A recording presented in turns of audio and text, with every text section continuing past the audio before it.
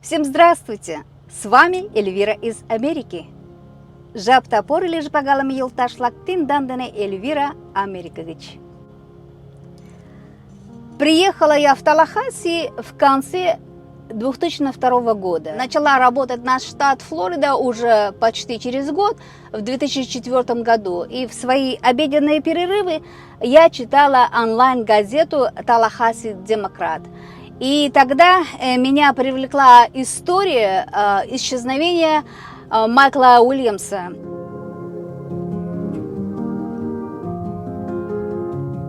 Мне стало интересно, и я стала изучать его биографию и историю его исчезновения. Майкл родился в простой американской семье в городе Брэдфордвилл, это севернее нашего города Таллахасси. Его родители не были богатыми, но работали очень усердно, чтобы предоставить Майклу и его брату Нику достойную жизнь. Папа Майкла был водителем автобуса Greyhound, а мама была воспитателем. Майкл усердно учился в школе, и поэтому он смог продолжить свое образование в Штатовском университете Florida State University. И, закончив университет, он продолжил работать оценщиком недвижимости в компании, куда еще устроился работать студентом. Работал он, не покладая рук, что уже тогда, в конце 90-х, на момент своего исчезновения, он зарабатывал в год $200 тысяч.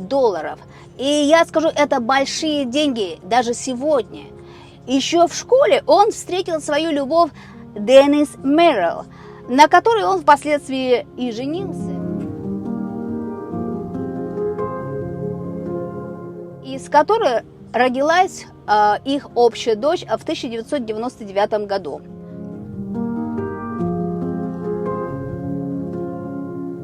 В день, когда Майкл пропал, с утра Майкл ушел на охоту уток на озеро Семинол, это на границе со штатом Джорджия, и с этой охоты он, к сожалению, уже не вернулся.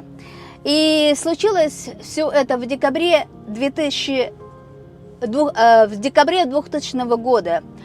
После его исчезновения супруга Денис оповестила родных и близких, впоследствии которые поехали на поиски Майкла. Но поиски, к сожалению, не увенчались успехом. Они, правда, нашли его припаркованный пикап, это маленький грузовик, и затем они вызвали, следователей из комиссии по охране рыб и дикой природы штата Флорида. Но и поиски этих людей не принесли никакого успеха. В итоге, следователи решили, что, возможно, Майкл, выпал с лодки, а аллигаторы и другие живности озера Семинол уничтожили его тело, и ничего там не осталось. После окончания обыска Денис, его жена, устроила, поминки по своему мужу Майку, а уже через полгода исчезновения Майка по суду, его признали погибшим. И тут супруга Денис получает как бенефициар по страховому полису страхования жизни $1,5 миллиона. Этот полис продал ему, думаете, кто? Этот полис ему продал друг семьи Брайан Винчестер, и который был с детства знаком с Майком и с его женой Денис. Впрочем, они все друг друга знали с детства и дружили очень-очень тесно с семьями. Но после исчезновения Майкла, через 5 лет, жена Денис выходит замуж за этого именно Брайана Винчестера, уже разведенного. И они начинают жить вместе в том же доме, где она жила со своим первым мужем, который пропавшим Майклом. Я для всех этих героев этой истории абсолютно чужой человек. Но ввиду того, что на момент расследования я уже жила по соседству всех этих героев, я так же, как и, в общем-то, мама Майкла, мисс Шерил, и, наверное, многих других, не верила исчезновению Майкла просто так. Я думала, что это был не какой-то там несчастный случай. И ставя вот всех героев вместе и анализируя все произошедшее, пришла к выводу, что возможно, что Майкл убит именно вот своими родными и близкими. А это его супруга Деннис и семейный друг Брайан Уинчестер ради финансовой выгоды. Они сделали гнусное дело. Не забывайте, вот как раз вот Брайан Уинчестер, он продал страховой полис Майклу, и он знал, кто бенефициар этих 1,5 миллионного полиса. Но проблема была в том, что тело Майкла не нашли. Так же, как и не было никаких улик, потому криминальный кейс нельзя, конечно, было построить на одних только догадках, рассуждениях. Нужны были доказательства и нужны были очень веские улики. А доказательства, знаете, пошли, когда один из рыбаков после приличного времени нашел куртку Майкла с его, значит, удостоверением, но его удостоверение не выглядело, знаете, как должно было выглядеть пробывшему долгое время в воде. И к тому времени пришли, значит, к выводу, что Майкл не мог быть съеденным аллигатором, ибо в холодное зимнее время из-за низких температур аллигаторы не питаются.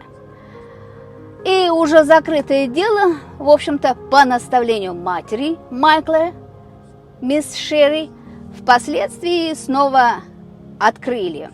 Она написала около 200 писем тогдашнему губернатору штата Флорида Рику Скотт с просьбой возобновить поиски Майкла.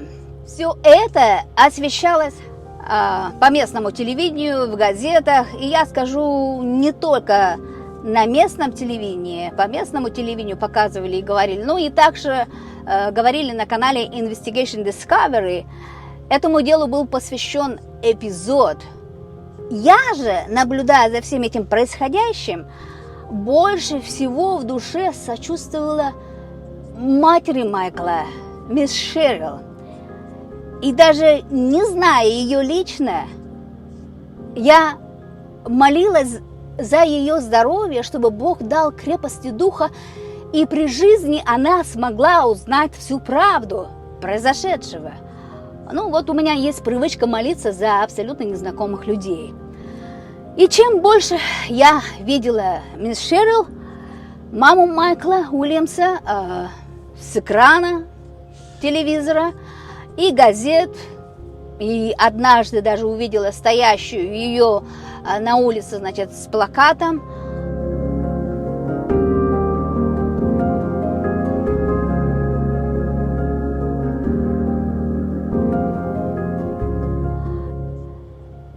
И все глубже я ее жалела и хотела, чтобы ее душа успокоилась. И она, как мама, узнала правду обо всем случившемся. Во всей этой истории, в принципе, кроме нее, мамы Майкла, мисс Шерил, некого было жалеть.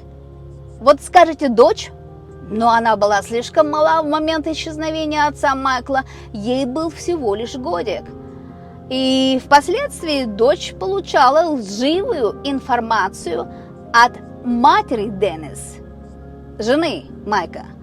Но это уже потом, через 17 лет она узнает всю правду. А пока дочка Майка растет, в общем-то, без присутствия бабушки Шерил, с которой не давала возможность видеться, общаться мама Дэн. А позже в семью, значит, на полных правах влился тот самый Брайан Уинчестер.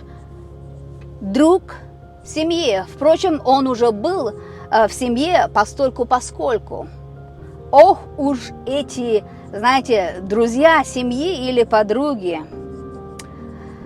В итоге, как говорят, сколько бы веревочка не вилась, а конец будет. И тут, конечно, помогли найти этот конец и детективы, которых мама Майкла, Шерил, наняла. Но и жизнь сама расставила все точки над «и». Уже в 2016 году Деннис, бывшая жена Майкла, была в процессе развода с этим Брайаном Уинчестером. Их отношениям пришел конец, и мне кажется, это была Божья воля. Уинчестер тогда был приговорен к 20 годам тюремного заключения за якобы похищение Деннис.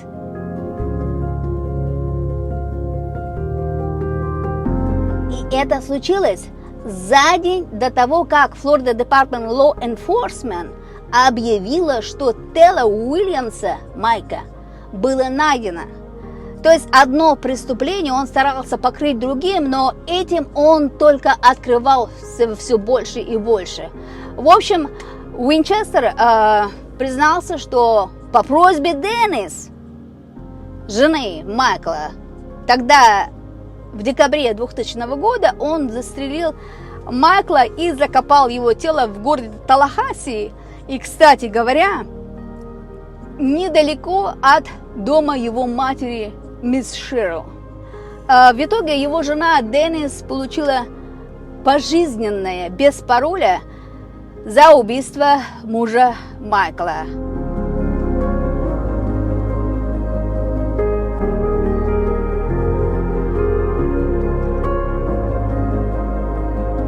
Впоследствии, в 2021 году, изменили пожизненное, на 30 лет. Вот так. С такими родственниками и друзьями, как говорится, и врагов не надо. Тут я вспомню слова нашего отца Геннадия Петровича Попова, что врагов иногда не надо искать далеко. Они подчас находятся перед твоим носом. Так и было в жизни Майкла Уильямса, который полюбил Деннис и женился на ней. И также его лучший друг и семейный друг их семьи, Брайан Уинчестер, стал любовником жены. О чем он, Майкл, конечно, к сожалению, не подозревал, потому что слишком был занят работой, чтобы обеспечить эту циничную женщину, его жену Деннис и всю семью. И как говорила моя сестра Лиза, жадность фраера погубит. И эта жадность погубила саму Деннис и Брайана Уинчестера. Надо при этом сказать, что у всех у них были хорошие работы с хорошей заработной платой, но им всем не хватало чего-то. Сам Брайан Уинчестер получил 20 лет тюрьмы. В этом, конечно, ему помогло его признание убийства Майкла. Также эти голубки изменяли, жене, то есть Брайан Уинчестер изменял своей жене и мужу Майклу прилично долгое время, и рассматривая убийство Майка, они, мужа Деннис, они также рассматривали и, возможно, убийство жены Кейт, самого Брайана Уинчестера, но Уинчестер не дал этому убийству зеленый свет. Он не согласился убивать мать его ребенка. Вот ей повезло. А вот Деннис была другого мнения и согласилась на убийство собственного мужа. Какой вывод можно сделать из всего сказанного? А вывод, в принципе, уже прозвучал в течение рассказа, что с такими родственниками и врагов не надо.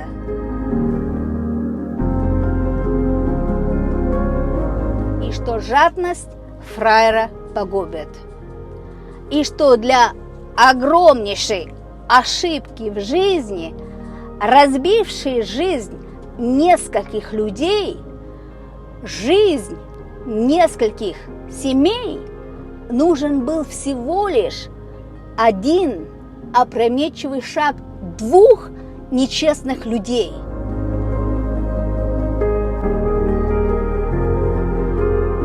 Я, конечно, несмотря на то, что это длилось порядочно долгое время, целых 17 лет, я была свидетелем, все равно была счастлива, что мама Майка в итоге узнала правду.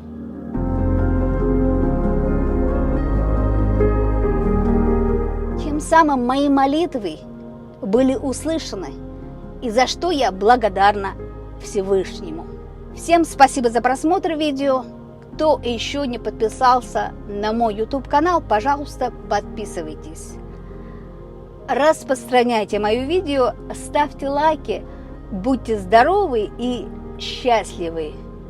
И пусть у вас никогда не будет таких родных и близких и друзей, в кавычках, которые были, к сожалению, у Майкла Уильямса. С вами была Эльвира из Америки. Видео мончамаланда моткошот кугутао, лайкам шандаш и дамонда, моен YouTube каналышкем возалца, ки возалта ногл. Видеом шарза, тажа да пиалан лиза. И тек тендан и лишь тогда, нигунамат. Денизден Брайан Гай, родом туком аля йолташда огешли. Тендандене Эльвира Америка член.